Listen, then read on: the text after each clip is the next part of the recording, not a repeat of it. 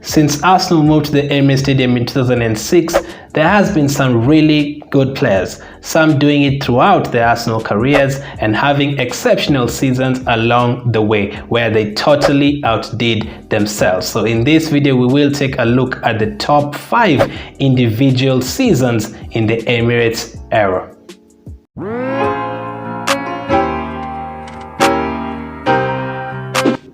Ramsey's 6th season at Arsenal. By this time, he had just started establishing himself as a decent Arsenal player. Less than 4 years before the start of this particular season, Ramsey fractured his leg and was out for close to a year, and when he returned, he had to join his former side Cardiff City to regain his fitness.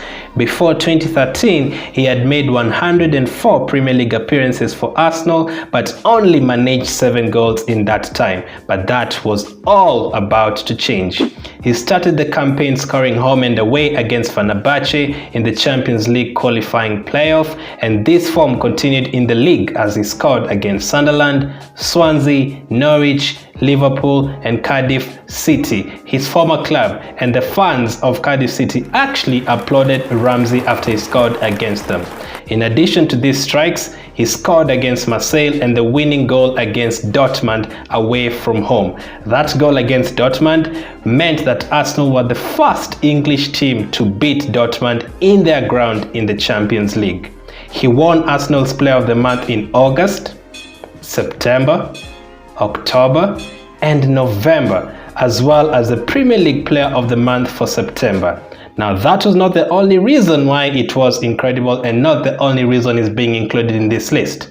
He scored 16 goals and had 7 assists in all competitions, a better scoring rate than Giroud that season. He also had the best rate in terms of big chances created. By the way, this was a team that had Ozil, Cazorla, Rosicky, Wilshere, Walcott to name a few. He was also top in terms of tackles per 90. The only player who beat him in terms of passes completed in a game, in terms of rating, was Mikel Arteta. He would have been high on this list, but unfortunately he missed the next 3 months due to an injury.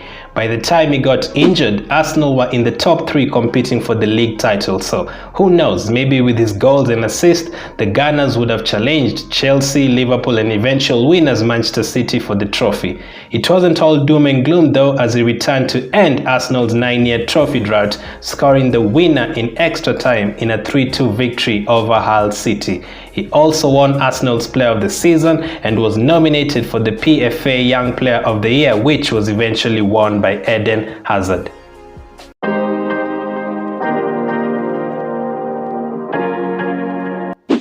Now, I was debating whether to include this season or the 2007-2008 season where Cesc Fabregas was also very good. But he took it to a whole new level in the 2009-2010 campaign, playing in a more advanced position behind the striker.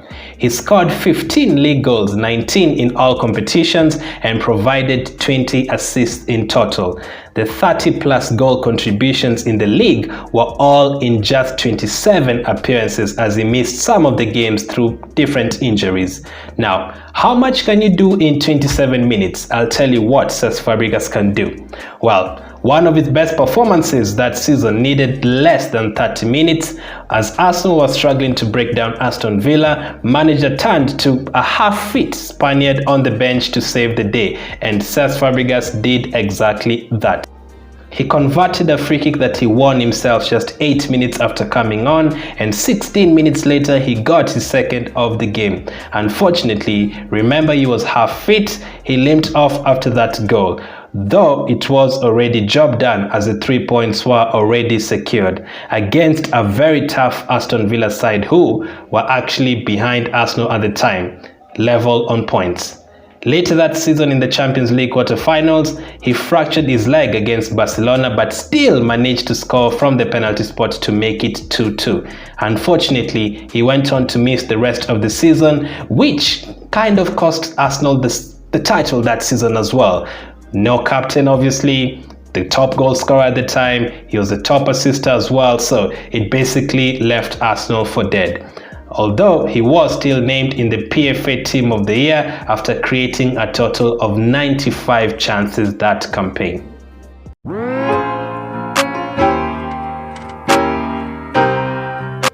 The 2016-2017 season started with a couple of changes for Alexis. First, he switched from the number 17 to the number 7, which had been vacated by Rosicky that summer. Second, he had to play as a striker, as Giroud was not yet fully fit after being involved in Euro 2016. I mean, that's what they say, but Sanchez had just won the Copa America that same summer as well.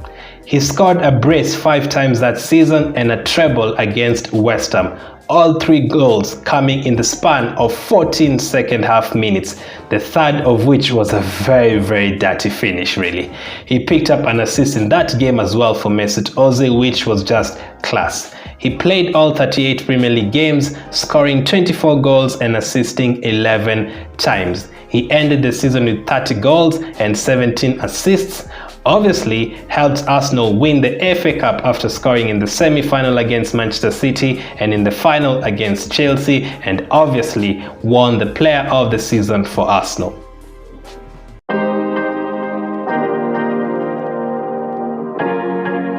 From all the seasons included in this video, I think this is the one that hurt the most. Mesut Ozil was superb in this campaign. He started the season on fire, scoring and assisting. On 8th November 2015, he set a new Premier League record, becoming the first player to assist in 6 consecutive matches. He extended that to 7 in the next game. He continued contributing and providing for his teammates throughout November and December, and on 28th December 2015, he scored and assisted against Bournemouth. In addition to that, he created 9 scoring chances, the most of anyone in a single game that season. He had 16 assists in the first half of the campaign. At that rate, he should have had 32 assists by May, which would have destroyed the record currently held by Thierry Henry and Kevin De Bruyne, who assisted 20 times in one season. In January, Wenger opted not to sign a striker, and that quickly came back to haunt us. By this time, Ozil was basically unplayable. Remember when he created 9 chances in a single game less than 2 months earlier? This time he went one better and created 10 chances against Southampton.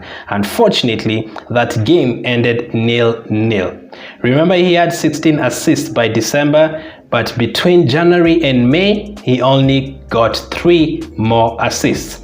No, that was not because he was not playing well. No, he actually created 146 chances that season. But the likes of Theo Walcott and Giroud kept on missing opportunity after opportunity. He had a passing accuracy of 86% that campaign as well, and as you guessed, Giroud, Theo Walcott, they basically cost Ozil the assist record, and to make it worse, they probably cost Arsenal the Premier League title as Leicester went on to win it. Good thing for Ozil though, he went on to win Arsenal's Player of the Season that campaign.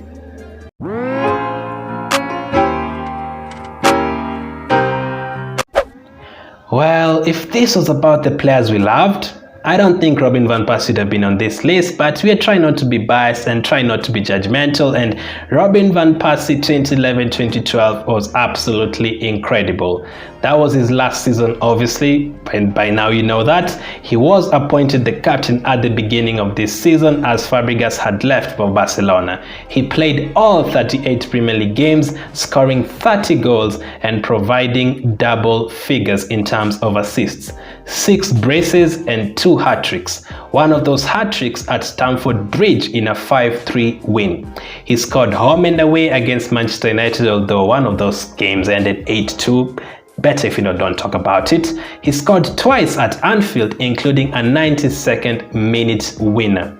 He also got the winner against Everton as Arsenal was celebrating 125 years. In addition to that, he scored the fastest goal that season after only 28 seconds against Sunderland. He went on to score against Tottenham in a 5-2 comeback win at the Emirates, and he scored against 17 clubs out of the 19 we played against that season. Only Ian Wright has a better record. He also assisted Chamberlain's first goal for Arsenal that campaign, and he also assisted Thierry Henry's first goal as he came back to Arsenal in the Premier League. Not only that, he won the PFA Player of the Year, he was included in the Team of the Year, and he also won the Football Writers Association Player of the Year. So it was achievement after achievement. But the sad thing is that ended up being his last season, and in the very next campaign he went on to score against Arsenal and help Manchester United win the Premier League title. So what would have been if he stayed? What would have been if he ended up playing with the likes of OZIL? Could we have won one of the titles in the 2010s, maybe two? We never know. But those are the 5 players that are included on this list. Now, we've been at the Emirates Stadium for close to 20 years, and we've been playing in the Premier League for over 30 years now, so it would have been impossible to include every good season on this list. So I divided it into 2, Emirates era and Highbury era. So if you'd like to see one for the Highbury era, make sure to check the pinned comment and make sure to comment on that. And for the ones I left out for the Emirates era, I'll give them honorable mentions. Aubameyang in 2019, 2020 was incredible. Theo Walcott had a couple of very good seasons at Arsenal. I said earlier, Alexis Sanchez 2014-2015 was very good as well. Cesc Fabregas 2007-2008 was very good as well. So if there's anyone I'm missing as well, comment down below. Yes, there has been some incredible season, but there has also been some terrible season, and some of those Arsenal players had a very bad start right from their debut. So on screen right now, I've linked a video talking about the players who were sent off on their debut. So make sure to click on that. Thank you for watching, and I'll catch up with you guys soon.